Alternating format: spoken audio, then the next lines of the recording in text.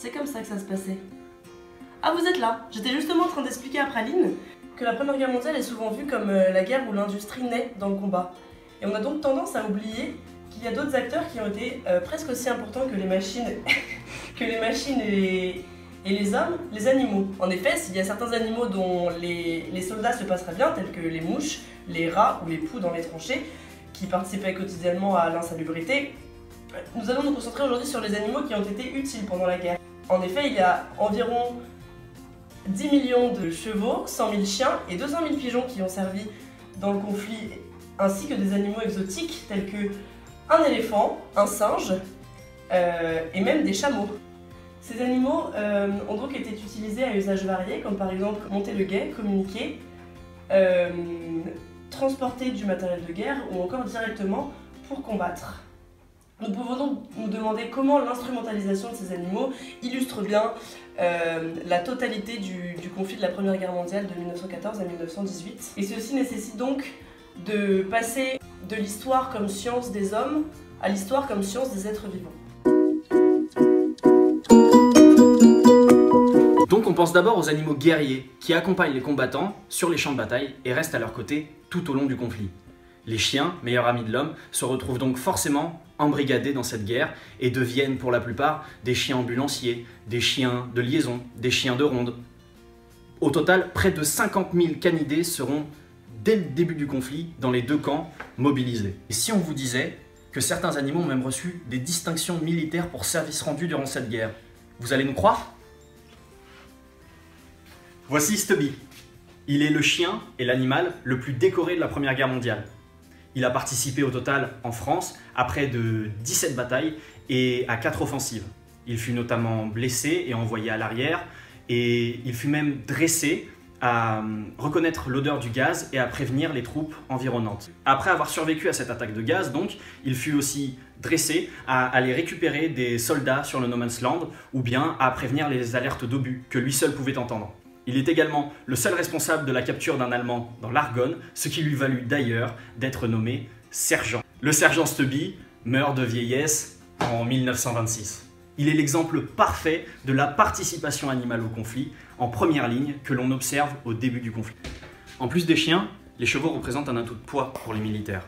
Ils rassurent les cavaliers, sont robustes et sont capables de couvrir de longues distances, rapidement. Pourtant, très rapidement, justement, la cavalerie se révèle inefficace face aux nouvelles inventions technologiques et face aux canons rayés. On voit donc s'opérer un changement de stratégie militaire et les chevaux, jusqu'alors en première ligne, se retrouvent assignés à des nouvelles tâches d'ordre logistique, où leur force et leur résistance restent des atouts considérables. Et ça, Ben, c'est un bon exemple de la totalisation du conflit. Le cheval, il disparaît presque dans son rôle offensif, mais reste éminemment présent sur les champs de bataille et très mobilisé tout au long de la guerre. Environ 8 millions de chevaux ont été impliqués dans la Première Guerre mondiale et ils sont utilisés dans la logistique, c'est-à-dire s'aventurer là où les véhicules ne peuvent plus. Ils sont utilisés dans le transport de matériel, de messages et ont un effet éminemment positif sur le moral des troupes. Cependant, il apparaît qu'ils favorisaient la transmission de maladies à cause des carcasses, du fumier, et cette nouvelle utilisation des chevaux, dont nous a parlé Ben avec cette transition de leur rôle stratégique, est symbolique de la mutation, de la nouvelle façon de faire la guerre dans cette guerre nouvelle, dans cette guerre totale, et les animaux contribuent ainsi pleinement à l'effort de guerre. La Grande Guerre est une guerre de position et de tranchées, et c'est pour ça que l'information comme la désinformation sont devenues vitales et stratégiques. Les pigeons voyageurs ont alors un rôle important dans la Grande Guerre, ils sont dressés et fortement mobilisés. Par exemple, l'armée française en a utilisé plus de 30 000 pendant la Grande Guerre. Les pigeons sont d'une fiabilité totale sur les courtes distances, ils ne rebroussent pas chemin, et beaucoup accomplissaient leur mission malgré la fumée, les bombardements, les nuages toxiques et les projectiles pour faire parvenir leur message. Les pigeons sont exposés aux mêmes risques que les hommes, et à ce titre, ils peuvent aussi être récompensés comme les hommes. Et c'est notamment le cas du pigeon vaillant, qui a apporté un message à Verdun, un ultime message du commandant Raynal, à travers les fumées toxiques. Et le rôle majeur joué par les pigeons a été bien compris par les Allemands, qui, dans la zone du nord de la France occupée par ceux-ci, ont interdit sous peine de mort l'envoi de pigeons voyageurs par les Lillois.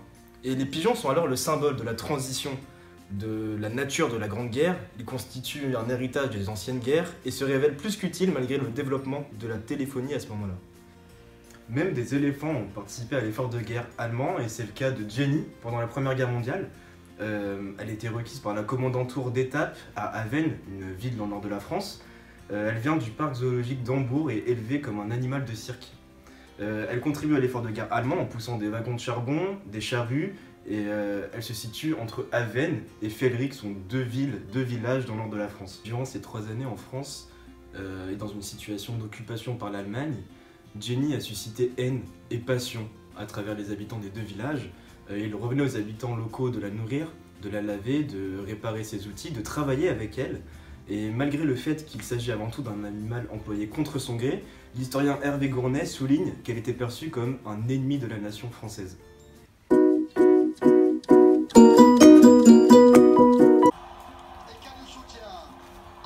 Eh mais Jeanne, dis-moi, c'est quoi ça? Le coq, c'est un super symbole national. En effet, depuis la Résistance, on a donc le coq qui nous permet de représenter la France et à la base le royaume de France. Ensuite, sous Napoléon, ça a été remplacé par un aigle. Et puis finalement, ça revient et c'est de nouveau un symbole du nationalisme après les 3 Glorieuses. Du coup, il semble tout naturel qu'on étudie la place des animaux comme symboles nationaux durant la Première Guerre mondiale. Donc voilà. Merci d'avoir éclairé ma lanterne, Et Jeanne. écoute, on retourne au match. Allez. Plus sérieusement, les animaux servent dans la propagande notamment pour animaliser l'ennemi et donc le déshumaniser. On a vu de nombreuses propagandes françaises utilisant le cochon pour représenter les Allemands, et ce notamment pour les enfants à l'école. Mais c'est aussi le cas donc, de Guillaume II sur cette affiche qui est représenté en écrevisse après le recul allemand suite à la bataille de la Marne.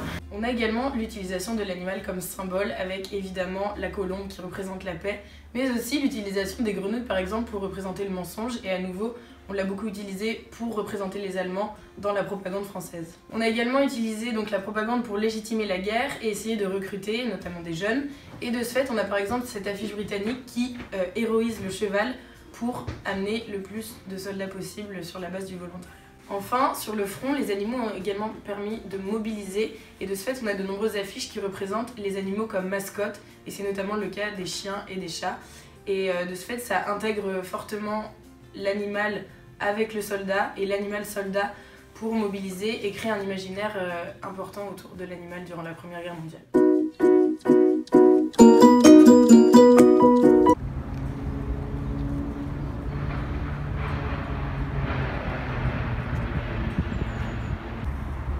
Hey, rapprochez-vous! On se retrouve aujourd'hui devant le monument érigé à Lille en 1936 pour rendre hommage aux pigeons et aux colombophiles ayant été utiles pendant la guerre. On a donc dû remercier et honorer les animaux qui ont participé pendant la guerre. On a par exemple 120 000 animaux qui ont été décorés par des honneurs militaires. On a également un monument qui a été érigé en 2004 au Hyde Park à Londres, où on voit du coup sur un premier côté tous les animaux qui ont servi pendant la guerre, donc chargés par du matériel de guerre, etc. Puis une ouverture où les animaux passent et on les retrouve de l'autre côté du monument avec sur la façade une inscription pour les remercier, sans le poids de la guerre et totalement libre. 30 millions d'amis et 29 autres associations portent d'ailleurs en ce moment le projet d'ériger un monument aux morts pour les animaux à Paris, ce qui est en discussion avec la mairie. Pendant, Éric Baratet, professeur d'histoire contemporaine, a écrit dans un article du journal du CNRS que le processus de victimisation qui a touché toute l'Europe et qui consistait à insister sur la souffrance qu'a été la guerre, s'est également étendu aux animaux, et on peut donc se demander s'il n'y a pas maintenant un intérêt humain dans la logique de commémoration.